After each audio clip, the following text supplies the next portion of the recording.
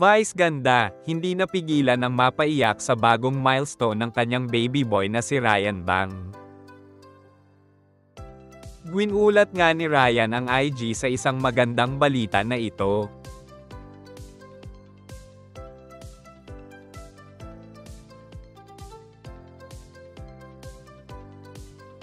Ayon nga sa kanyang mga kasamahan sa It's Showtime, maging sila ay nagulat at nagulantang na lang nang makita ito dahil maging sila ay walang kaalam-alam.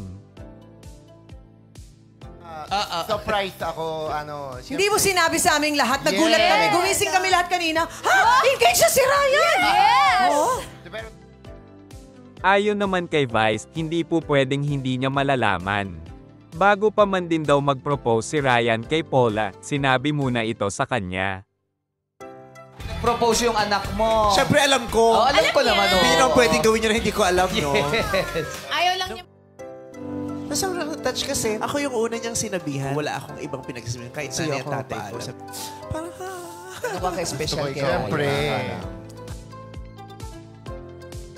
Kwento nga din ni Ryan, nung sagutin siya ni Paula ay agad niyang tinawagan ang kanyang mami. Nung nag-yes si Paula sa akin, tinawagan ko agad si mami. Nag-FaceTime kami, iyakan kami. Sobrang masayang-masaya nga ang meme Vice para sa kanyang anak na si Ryan. Sobrang ako napaproud sa kanya. Pero wala akong kakaba-kaba. Alam ko namang mag-yes si Paula. Walang tatanggi kay Ryan. Hindi ka katanggi-tanggi. No, napakaganda mong tao. Paswerte kayong dalawa ni Paula sa isa't isa. Congratulations, baby boy Ryan.